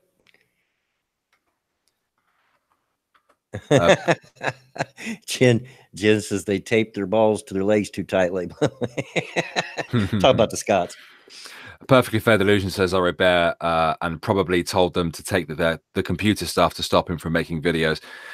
Well, I mean, the way that Dank was speaking in the video would suggest that, you know, in terms of valuable items in his house, I imagine his computer setup is certainly up there. I mean, I know in my house, my computer is probably the most valuable thing in the house. If they took my car, it wouldn't even cover half of it, to be honest. So, hey, Musi. Yeah, I would have to assume that his computer equipment's probably among the most expensive things he has, and that's probably true with a lot of us. You know. Yes, it's certainly true of me, mate. Certainly true of me if they did the same shit to me. So it's sad as well because nobody actually made a complaint to the police. Yeah. Nobody took offense to it. Yeah, I mean, did you even didn't he even have a Jewish organization coming out and saying I'm not offended? Yeah. Several. They had to find some random Jew to take offense. Wow. As far as I'm aware, not just that, man, but they had to go.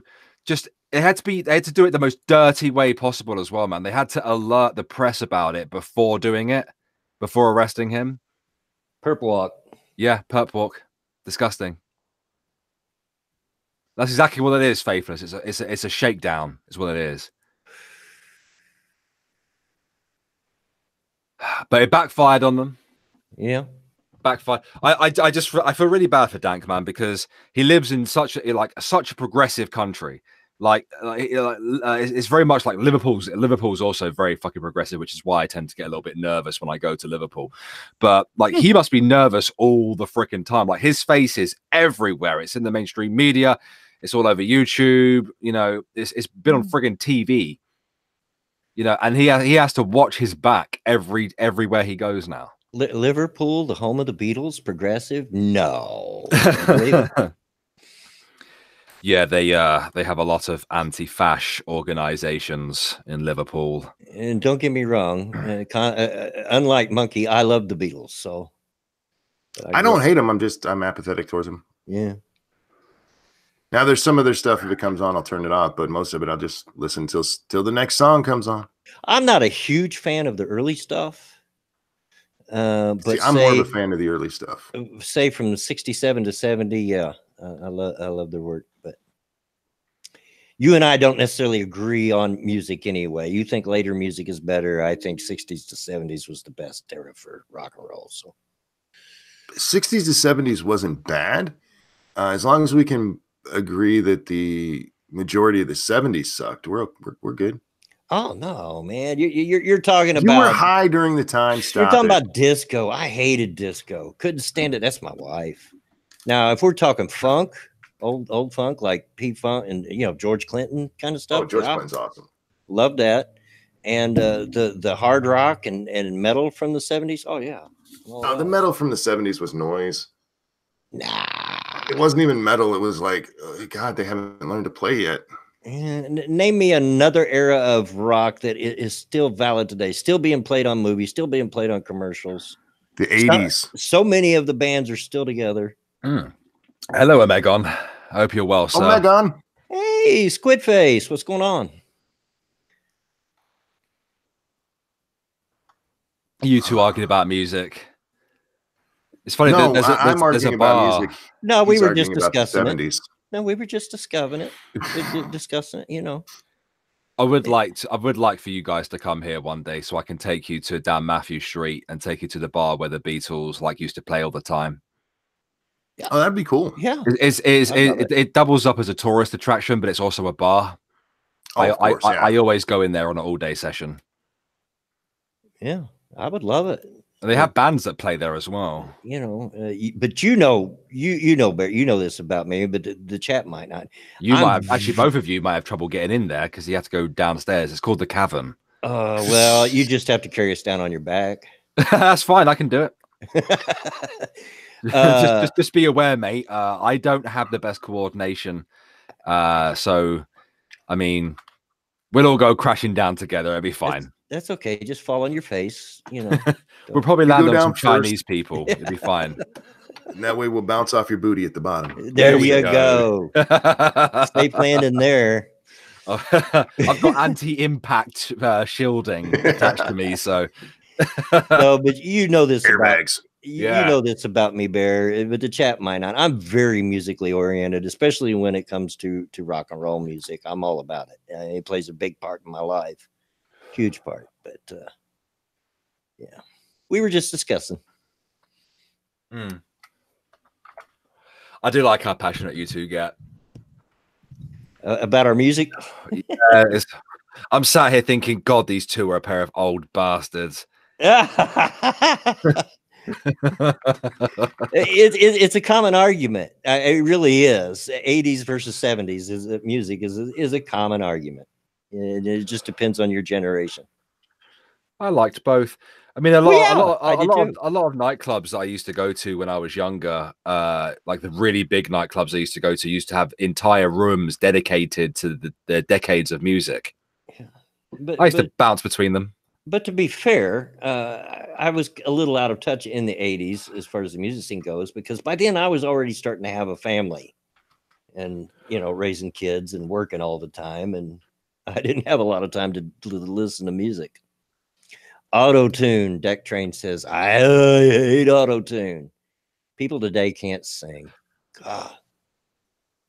I'm not entirely sure what happened to rap music. I mean, it was all right in the early noughties when I was growing up, but it's got a bit weird now. You know, I was aware of rap when it first started, and of course, it has its roots in old funk. Mm. You know, and there was an early song there in the 70s or maybe early 80s that some consider the first rap song that hit mainstream. And I was okay with it in those early days, but then they started going all gangster, and I'm like, nah. I like gangster rap. I like gangster rap. I don't like what it is today, where it's like they're trying to find a catchphrase, and they'll just keep repeating the same thing over and over, and like, I would actually say some of the worst rap music I've heard today it's got to come from those people who start on YouTube doing it. Oh God, yeah. Like you must have seen the whole Fousey Tube thing, for example. And Prospero's yeah, Prospero actually has a point. Deborah Harry, also known as Blondie, actually did it first. Yeah. Like I've started getting back into it. I quite enjoy Post Malone, but I'm not sure whether he falls under rap music. I can't take him serious. I think he's funny. I like that he's also entwined in YouTube culture. Okay, I'll leave it at that. I don't have anything against the guy. Just every time I hear people talking about him, that's the thing I hear. He started from YouTube and like Phil DeFranco loves it. I didn't actually know that, Monkey. Do you think I didn't know that he started on YouTube? Do you think Phil DeFranco really sits around listening to Post Malone? He's listening to his Beethoven and bullshit. Fuck off. He's looking at his profit. Sat there listening to the Baby Shark song. Philip DeFranco's too busy looking at his profit margin every day to be worrying about rap. No, I just see so many people because of his roots, whatever, with YouTube, that they're like, he's the greatest ever. And I mean, okay. No, I don't like him because of that. I actually didn't know that he came up on YouTube. I just That's thought where he that made a lot of his fans. I just thought that he knew, like, because like Ethan Klein H3H3, for example, like he somehow knows all the celebrities, like he knows how to get them on the show and stuff like that. And I figured that they were just friends, and that's how I kind of figured out who Post Malone was in the first place. I didn't know he came up on the platform. Every time you say H3H3, I die a little inside. Why? Because of the way I pronounce it. You say H3H3. I'm like, stop it. I didn't say that. I said H3H3. You did not. You said H3H3. I don't know what you're talking about. Oh, son of a bitch. Shh, just let it happen, monkey. Oh, you motherfucker. Don't you throw that in my face. Rape. Here's my whistle. Blow it. No one can hear you. Gangster rap killed decent hip hop. No, gangster rap was fine. The problem is that became the only way to make money. And then after that, I mean, there's only so many ways you can say fuck the police. Yeah. And seriously, I guess what I'm saying is the rap in the early days, the smooth, slower, I was okay with that. It's when it got all fast and stuff, it started giving me a headache. I mean, it literally gives me a headache when I listen to it. Was that a hate crime?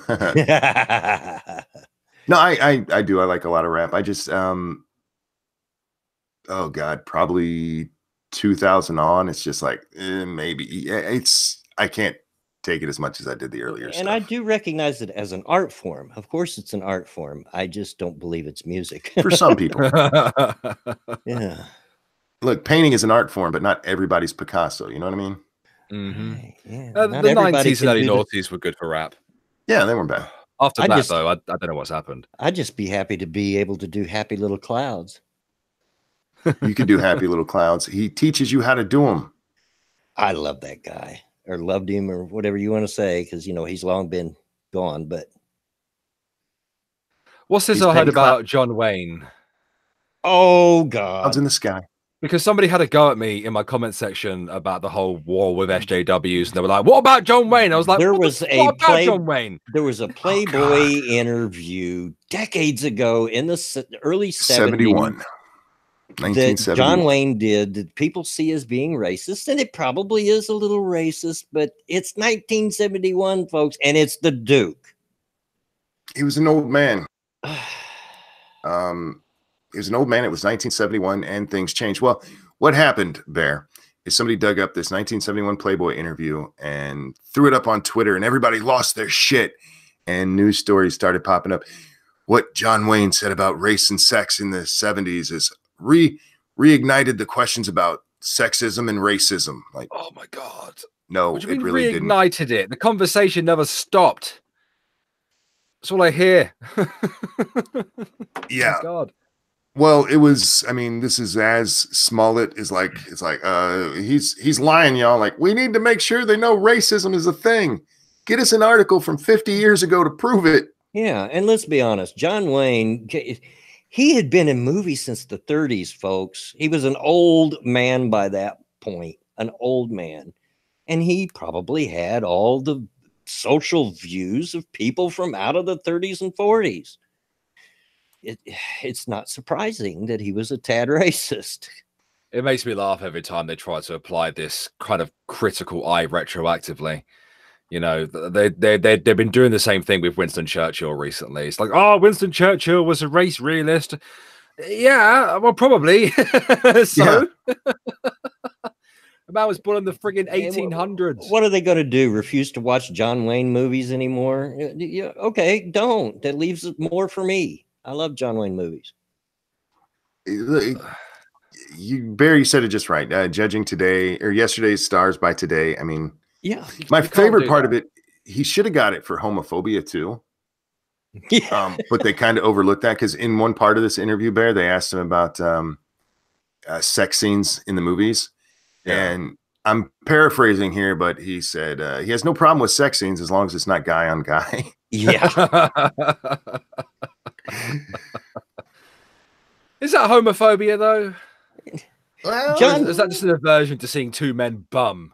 John Wayne was great. I mean, whether you agreed with him or not, and in a way, he was kind of like Ted Nugent. He had some really odd, or well, not odd, but he definitely had opinions, and he wasn't afraid to share them, and he didn't care who liked him or not. he had what Joe Rogan calls "fuck you" money. Yeah, I love that. He could say whatever the fuck he wanted, and it didn't matter. I want said "fuck you" money. I said that in my last video, Pat, because Pat just mentioned it. Like you know, our society's good when you have to retroactively look for something to be offended by. Oh, it's so pathetic. and by that point, he probably knew he was dying of cancer. You know, Well, see, I don't think it entered. It was the times, man. Yeah. You guys have to realize, up until let's see, even a decade ago, when Barack Obama ran for president, he was against gay marriage. Yeah. So for John Wayne to say, "I don't want to see two guys kiss in the movies," is not really that big a deal, especially it's not for a the time. controversial opinion for the time. Yeah, and yes, the LGBTQ movement, elemental P, XYZ, whatever, had its start in the 70s. Slowly. That's when they started doing some of those parades and so forth. But And John was like, "Fuck that! I got enough money. I can say I don't want to see that shit." yeah. Prospero corrected me, says nope, not then. He was only 64 at the time. Well, it wouldn't have been too much later, because I remember when he done a movie, I think that was called The Shootist, where he late in his career he knew then. But at any rate, Faithless. I don't want to see two guys kiss either. Well, I'm sorry, mate. You're a homophobe. yeah. And if And I share that opinion, and it's not homophobic. It's just not my thing. Look, Doesn't turn me on. the only kind of kissing I want to see is two hot lesbians. I don't want to see guy on girl. Don't care for it. Don't want to see guy on guy. No. Two hot lesbians is all I want to see. with a dick between their lips. No, don't introduce dick into my fantasy. What's wrong with you? Yeah, guys, whatever you want to do, whatever turns you on, good on you. You go ahead. But for me, it does nothing for me. So no, I don't want to see it. That screenshot of the article, which is a bit old now, keeps popping up on Twitter. The how to eat out a pre-op tranny keeps popping up in my Twitter feed. It's a bit old now. Some of us like, oh, you mean sucking dick? Pestering Moose says he's a homophobe. I don't want to see Irate Bear getting pegged. He's lying. He would love to see that. He'll have to be the one doing it because he ain't got a dick. Hey, fuck you, festering wound. Oh dear. I actually did manage to grab some news when we were setting up, but we haven't had to use it, which is good. Oh, the news? Yeah. Yeah. Those were the only two stories I really had pegged. As you know, you and I were talking earlier back forth on Twitter. I was having a bit of a rough day. Yes, people, even Mr. Bloodwing gets a little depressed once in a while. You take my health and all the bad crap that's happened to me later, and then it hits me that this is this is Mom's birthday and the 4th anniversary of her death. It kind of hit me for a little bit. I'm okay now, but it hit me for a little bit. I didn't look into a lot of news. Just wasn't feeling it. Sorry, guys. I'm having a pain moment here. You go right ahead, dude. I feel you. Mama Minnie, my daughter, says, hey, Dad, Bear, Monkey, and a happy birthday to my wonderful mama. Hey, I hope you're well, Mama Minnie. It's good to see you. Speaking of your kids, where's J-Kid? I don't know where he's been. He's kind of I haven't spoke to him for a while. He was in Chicago. He was in Chicago wearing a MAGA hat. Now we know the truth. He's kind of hid out. speaking of depression, I think he suffered a bit of depression. He's not got a job, and and him and his girlfriend were wanting to get married, and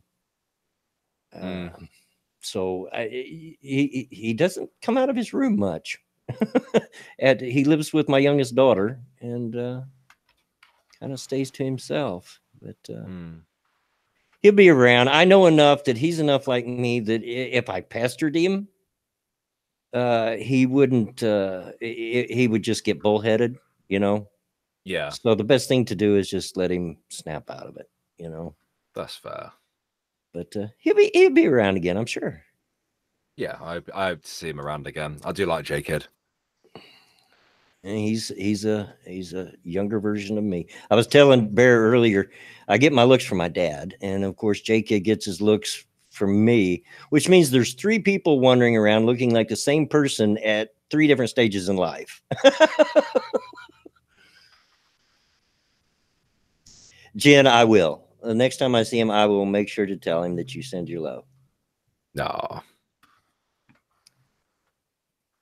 Bless her. We both started her stream later. You traitor, Lindsay. No, you go ahead, man. Whatever floats your boat, people. If you want to go watch Weibo stream, I won't hold it against you. Really, not. I will. You dirty, rotten turncoats. No. Animals. I know it's a little early, but I think I'm going to go ahead and do a story time. Alrighty. Well, we've got a little bit. This one's going to be a short one, and it's not actually about me. In the theme of things, since this stream was dedicated to my mother, I'm going to tell a story about my father. Oh. My dad was a huge practical joker. I mean, to the point that it was seriously annoying to grow up in the house with him. You never knew when he was going to pull something on you. In fact, one time when I was 15, actually, and this is not what the story is about, but one time when I was 15, he snuck up behind me in the hallway and gave me a jump scare, the boo. Yeah. And out of reflex, I turned around with my fist cocked. Right. So he starts pulling dad on me, saying he'll whoop me and whatever. And mom, being mom, God bless her, said, Don't you whip that boy. You asked for it. But that's the way my dad was. He just loved practical jokes. He was a huge, and if you think I love dad jokes and bad jokes, oh, you've seen nothing. But that's the kind of environment. Oh, Mama Minnie says I got a new subscriber today. New coworker acts just like me. Scary, I know. Oh my gosh! But give him thank you for me. Thank you. So one time, and I was just a really young fella, probably about 7 or 8 years old at this time. Dad had this prank. He had a prop, and it was a hanky box. And if you guys don't know what a hanky is, it's a handkerchief. And way back in the day, that's what men blew their nose on. Every man carried a hanky. Dad still does to this day. You can't break him from it. But a hanky box was a little flat thing that handkerchiefs come in. But when you opened this, it had a rubber snake inside that was connected to the lid, so that when you opened the lid, the snake reared back like it was going to strike. And a little button flipped off to sound like a rattle. And he had purchased this thing, right? So he comes in the house when he buys it, and Mom, the neighbor lady, Nadine, that was her name. Nadine was over and having coffee with Mom, and he walks in the house, and Mom says, well, what do you got? And he goes, nothing. Don't worry about it. Don't touch it. And Nadine says, but we're curious to see what's in it. He says, no, you don't need to worry about it, and don't touch it. And he takes the box and he sets it on the mantelpiece over the fireplace and walks away. Knowing that exactly what happened was going to happen. Within 30 seconds, he hears a blood-curdling scream. Goes back in the room, and Nadine just couldn't help herself and had to open the box. Now, bear in mind that Nadine was deathly afraid of snakes. So she's like, drop the box, stamping her feet, screaming at the top of her lungs. Ah!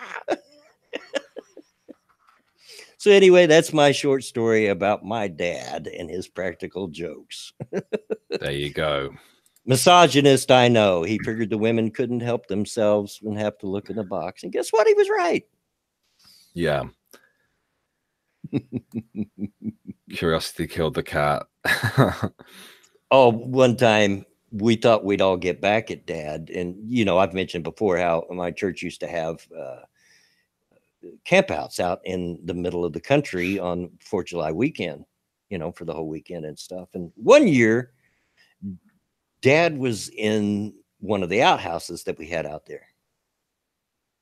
And everybody's saying, well, we should pull a trick on your dad and go lock the door on him where you can't get out.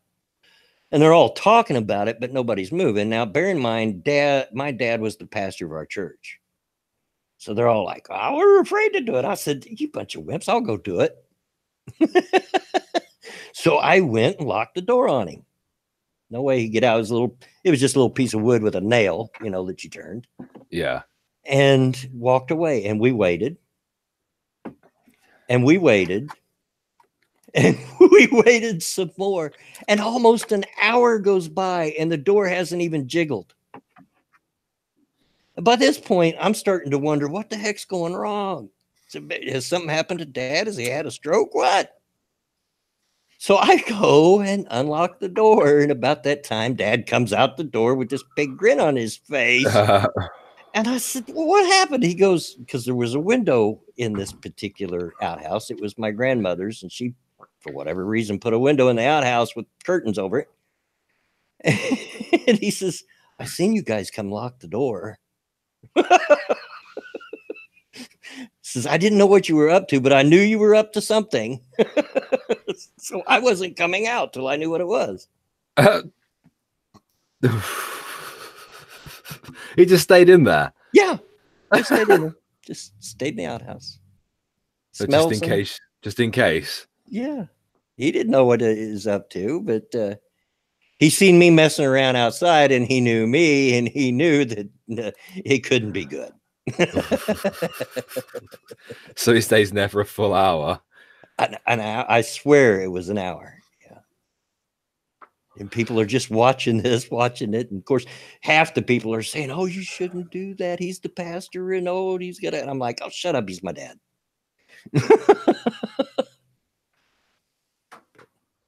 Nothing beats an hour's peace sitting in an outhouse. Absolutely. You know, I miss that. My reading room really isn't my reading room anymore. I go to the bathroom and I look at my cell phone. I used to actually bring books and magazines. Yeah. The dictionary. Sometimes I take a book with me to the toilet. If I know I'm going to be there for a while. Take your phone, man. I always take my phone. You can read on your phone.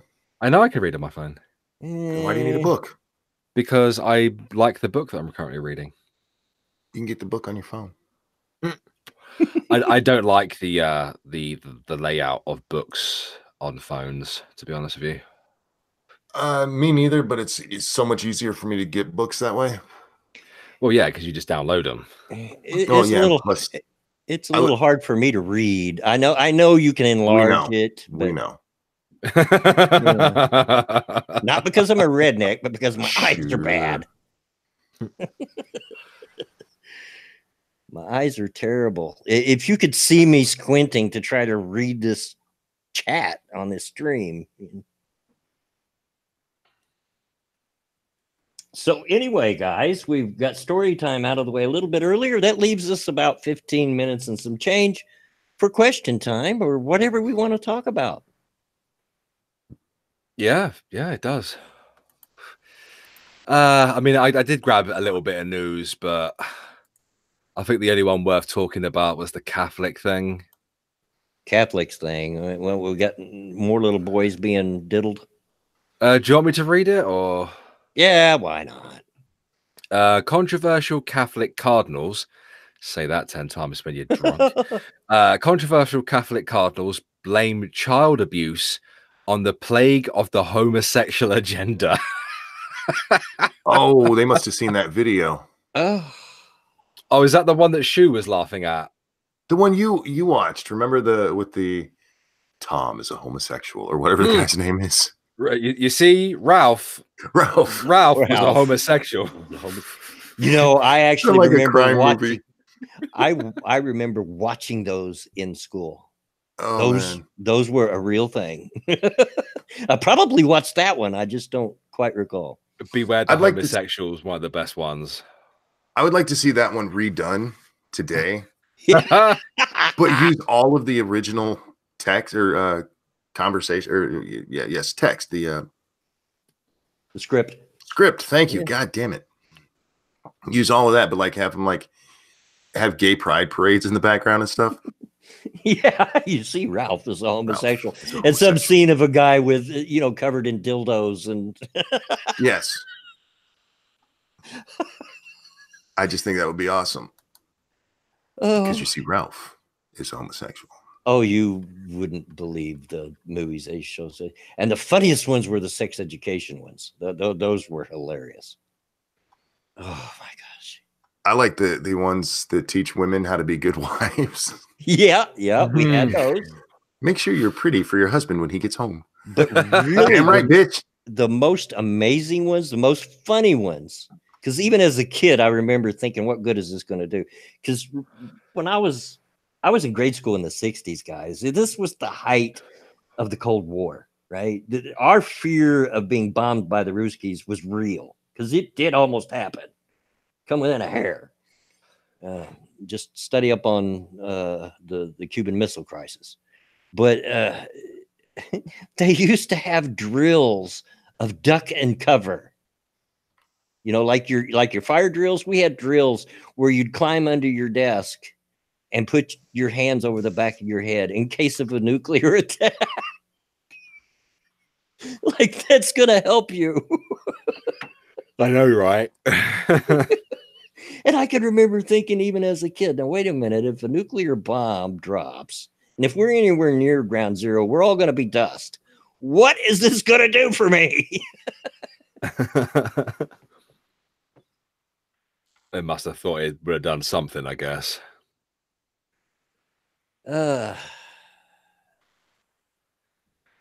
Prospero was living in Florida during the Cuban Missile Crisis. Oh, well, you would have been right at, speaking of ground zero, yeah, right there, because Cuba's only 70-something miles off the coast. Toasted Network says, do you think prison might not be the best way to punish Jussie Smollett because he will enjoy it too much, if you know what I mean? Trust me, the kind of gay sex they have in prison is not the enjoyable kind. He might be a masochist. Well, even still, I mean, I've seen people ask, well, maybe he'll like it. He could have got gay sex in the streets of Chicago anytime he wanted without getting his ass beat for it. Getting his ass beat. Maddie says, Ronan, who is her husband, for those who don't know, Ronan says it allows you to kiss your butt goodbye. Exactly.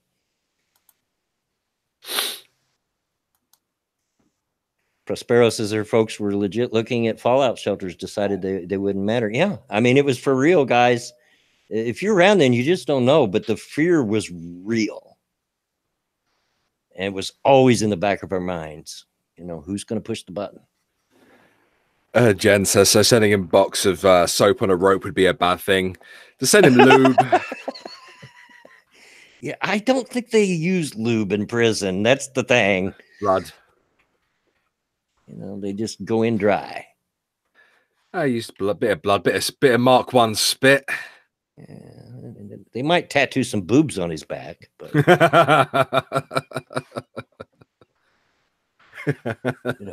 I don't know. Quite funny, actually. Actually, I can't take credit for that. That was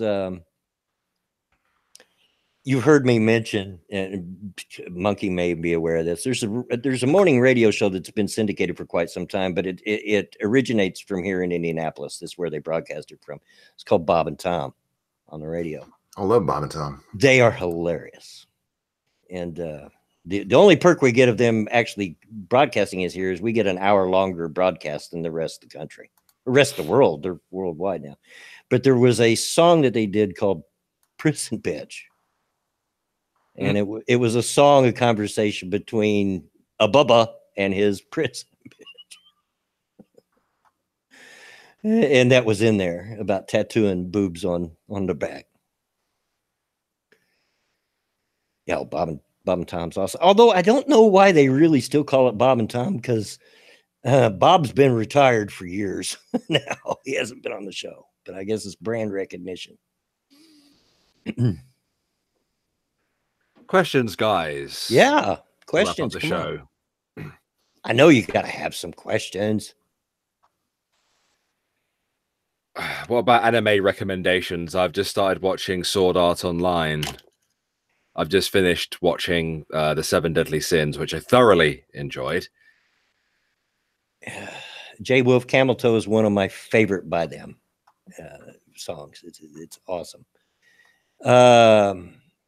Toasted, am I the only one that feels sorry for Jussie Smollett? Yeah, I think so, probably. I have absolutely zero sympathy. He's got everything he's got coming, including Bubba, if that happens.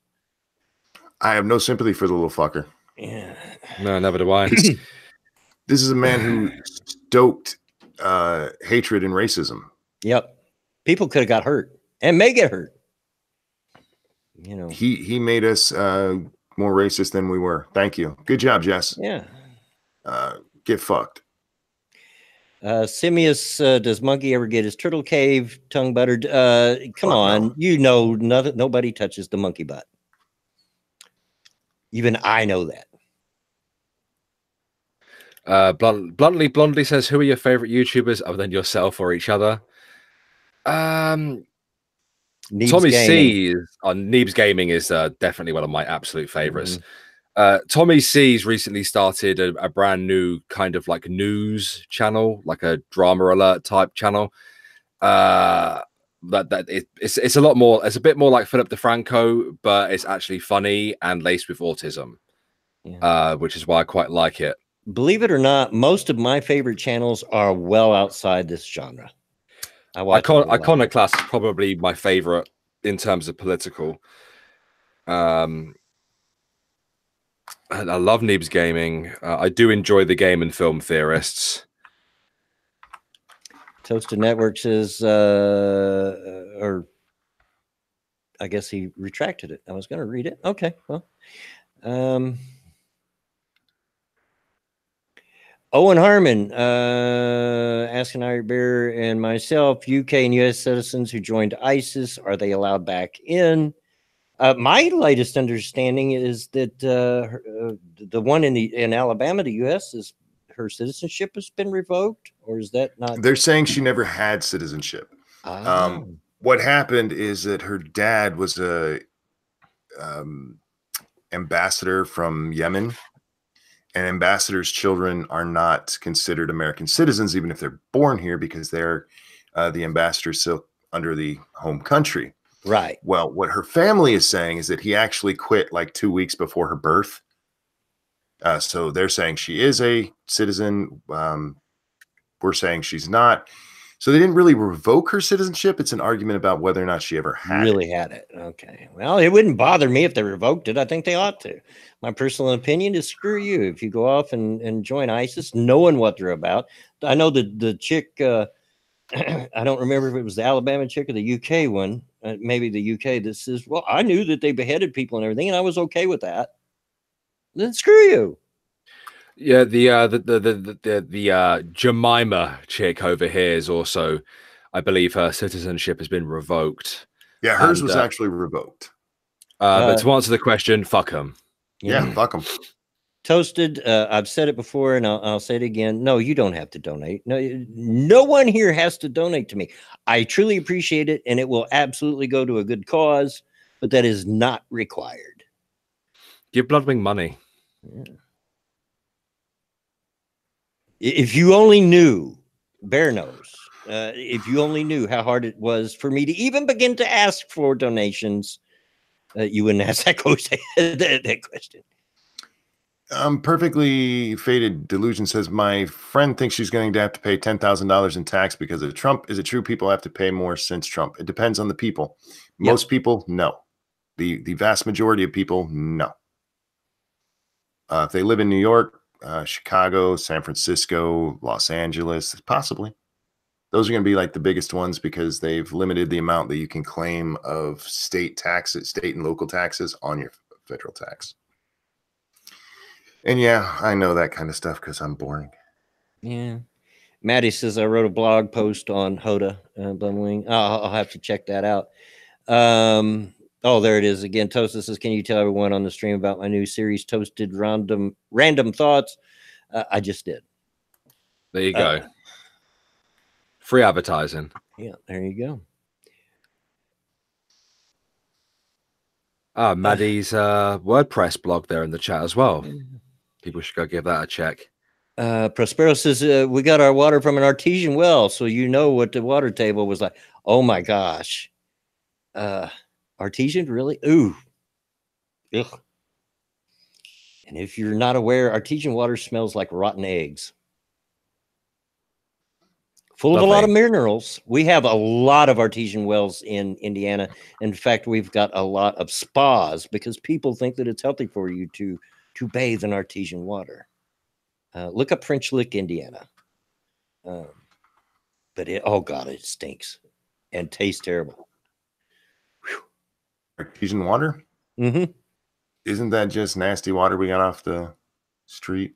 It smells and tastes like it, but no, it's very high in mineral content. Mineral is a vague term I'm not happy with. It's kind of like natural ingredients. I'm really not happy when I see that. Yeah, Dookie's pretty natural.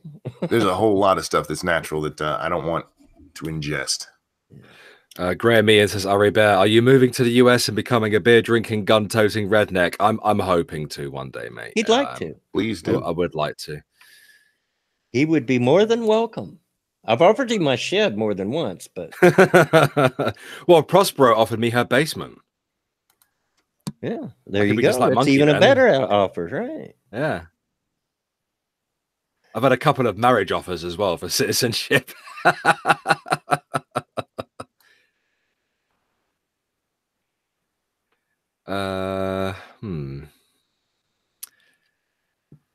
I don't. You said you offered me your basement, Prospero. Yeah, she's saying now she doesn't have a basement. I see how it is. She was going to bury you under the house. Ending giver. Oh, that's racist. That is racist. Send you straight to jail. I offered you the upstairs. Oh, I was hoping for a basement. We don't really do basements in the UK. We have basement apartments that you access from the outside. You don't, huh? We don't do basements in this country, really, mate. They do exist, but they're very rare. We do attics here. I don't even have a crawl space in my. That's where you guys store your kids, right? We try to, but it's. I've seen that in movies, man. That's where you put the kids to ignore them as they find fantastical beasts. No, if we want to put children away, we put them underneath the stairs in the stairs cupboard. Oh yeah, I've heard about that too. That was Harry Potter. They made him live under there. Yeah, and it's real, yo. Toasted asked if me and Satsu would be friends if we'd met his kids. Probably. Bluntly, Blondie, would your husband be happier if I kicked you out and it was just me and him? And is he the big spoon or the little spoon? Because I prefer to be the big spoon. That's why me and him don't cuddle. We're both big spoons. I mean, I'll accept it. Like, I don't mind being the little spoon, but I prefer to be the big spoon. Apparently, I do it in my sleep as well. Vanilla Bear's like a little bit freaked out sometimes because in my sleep I'll just straight up grab her and drag her across the bed. It's not that we don't have basements here in my neighborhood, because I'm seeing some comments on it. It's just that my house doesn't. Plenty do. Now my daughter just moved to Michigan, and she has what she called a Michigan basement. I said, "What the heck's that?" She goes, "It's unfinished. It's just dirt floor and dirt walls." Yeah, everybody up here pretty much has a basement, but not all of them are what you call finished, which is what carpet or nice wood floor and walls besides the concrete. Yeah. It's just a place to store things and hide bodies. Yeah, hookers and stuff. As to your laundry. Bloodwing, do you like country music? Of course he does. He's a redneck. I went through a phase when Garth Brooks was at the height of his popularity. I went through a phase there where, yes, I had got into country music for quite a bit, but then country started changing and becoming this new country stuff. And like, no, if I want to listen to country rock, I'll go listen to some Leonard Skinner or something.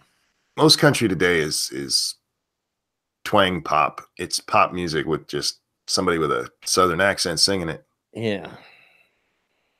But I did have a phase there. But by and large, I've been a headbanger, a rock and roller. He still likes it. Don't let him lie to you. There's some. I like the Kentucky Headhunters. Oh, I believe we've come to the end of the stream, Bloodwing. We have. Yeah. We made it through another one, guys. Thank you so much. Did. Good stream.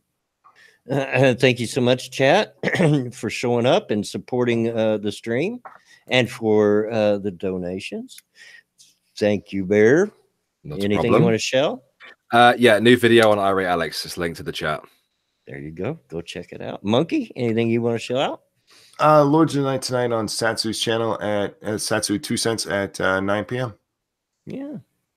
And again, thanks everybody. And as always, get out of my yard. Bye, guys. Bye, everyone.